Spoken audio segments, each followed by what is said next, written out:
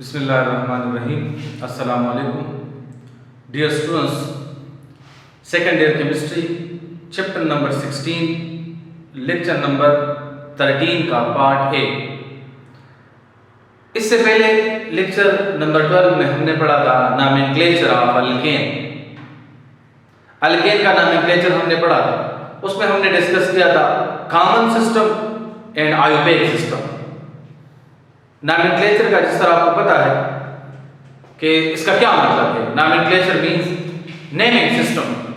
तो जिस तरह अल्केन के लिए हमने दो सिस्टम डिस्कस किए थे, इसी तरह अल्कीन के लिए भी हम कॉमन सिस्टम और आयोपेक सिस्टम डिस्कस करेंगे। पहले अल्कीन को थोड़ा सा डिस्कस करते हैं कि अल्कीन क्या चीज है।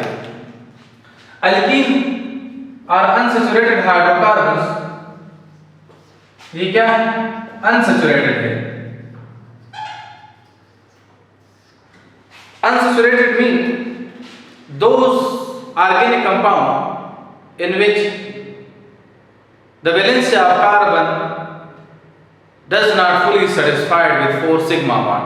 It means that those organic compound in which carbon atom have at least one double bond or one pi bond.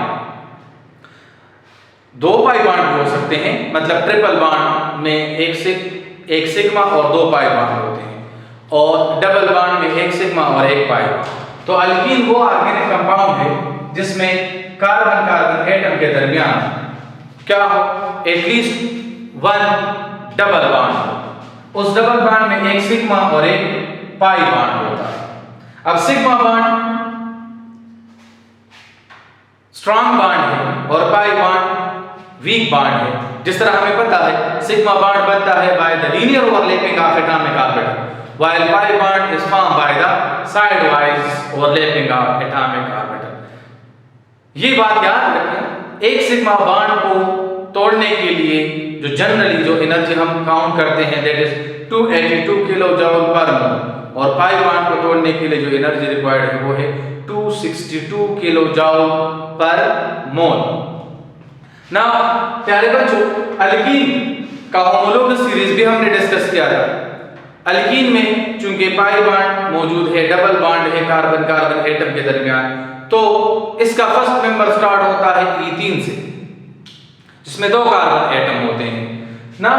अगर हम नेमिंग सिस्टम की बात करते हैं तो जनरली तो हम इसको कहते हैं अल्कीन जिसमें डबल बॉन्ड हो, लेकिन कॉमन नेम इसका यूं होगा, ये इन रिप्लेस होगा बाय YLENE, मतलब हम कॉमन नेम ऑफ अल्कीन लिखते हैं।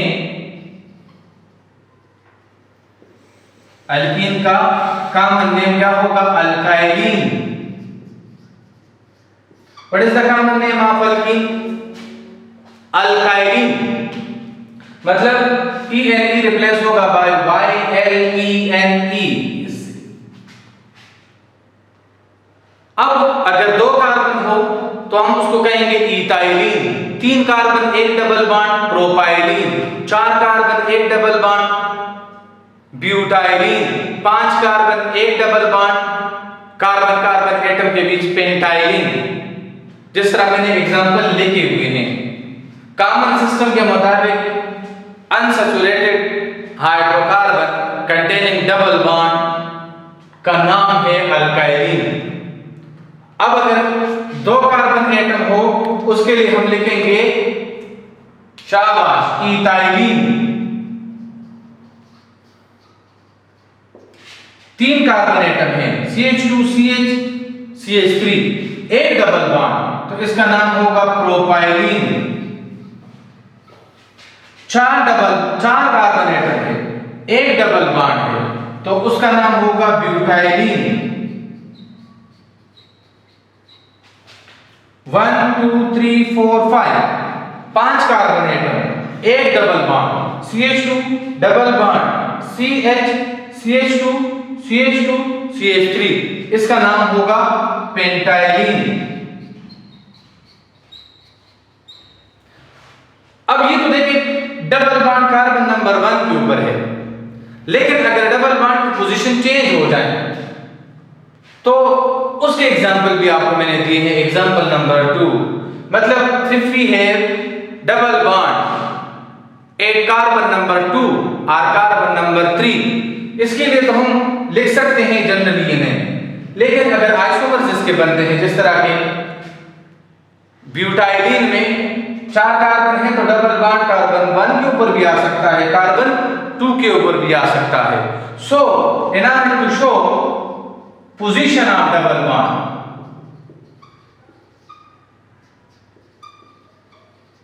डबल बॉन्ड के पोजीशन को शो करने के लिए हम क्या यूज करते हैं?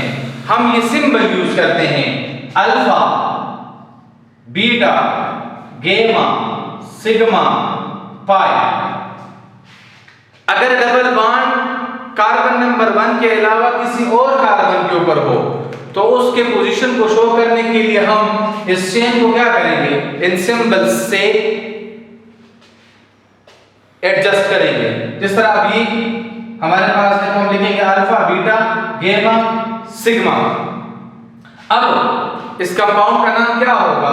पोजीशन ऑफ डबल बॉन्ड के लिहाज से हम लिखते हैं अल्फा ब्यूटाइलिन।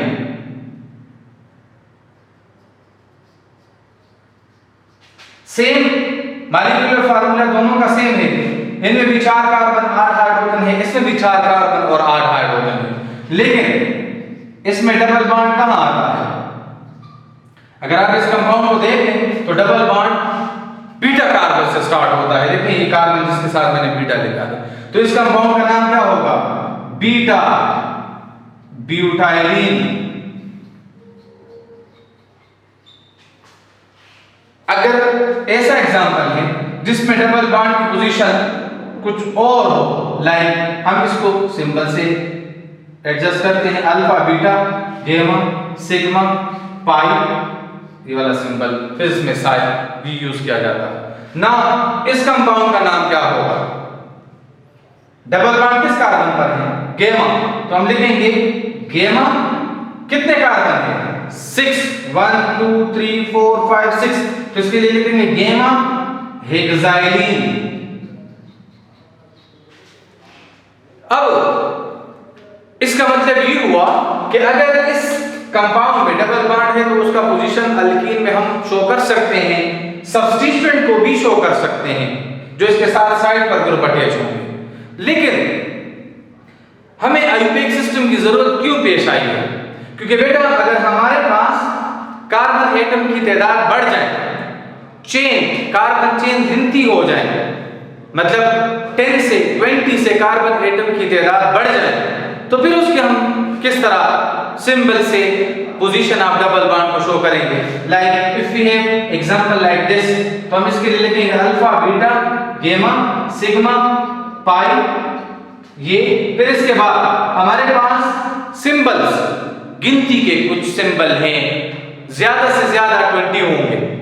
अगर 21 कार्बन आ जाए और उसके ऊपर कोई सब्स्टिट्यूएंट हो 22 आ जाए, तो फिर हम उसका नाम कॉमन सिस्टम के मुताबिक नहीं लिख सकते। इसका मतलब ये हुआ कि ये जो कंपाउंड है, इस कंपाउंड का नाम हम कॉमन सिस्टम के लिहाज से नहीं लिख सकते, क्योंकि यहाँ पर कार्बन एटम की तादाद तो बढ़ गई है।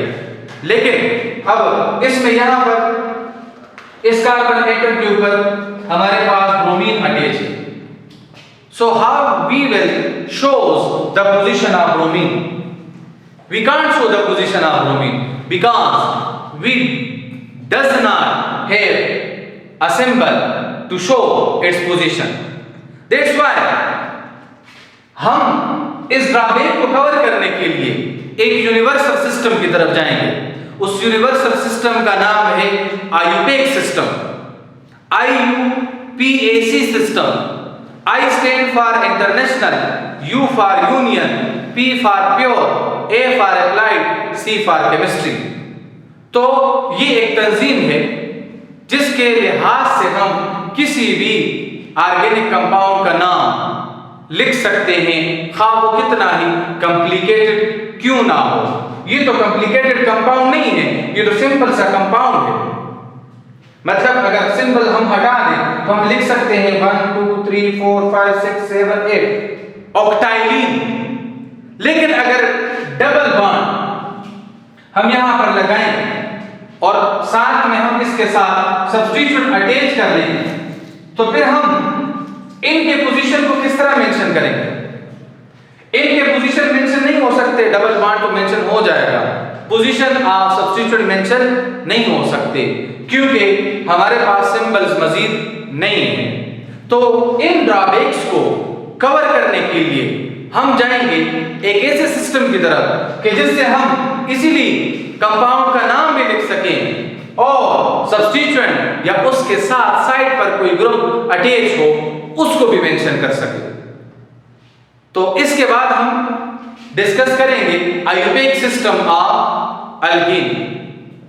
नेक्स्ट जो लेक्चर होगा इसी लेक्चर का पार्ट बी, उसमें हम मेंशन करेंगे कि हम किस तरह ऐसे कंपाउंड का नाम लिख सकते हैं जिसमें कार्बन एटम की तादाद ज्यादा हो, 10 से 20 से 30 से भी ज्यादा हो और उसमें सब्स्टिट्यूएंट भी हो, तो उसके पोजीशन को हम विदाउट दी सिंबल किस तरह मेंशन करेंगे, किस तरह शो करेंगे।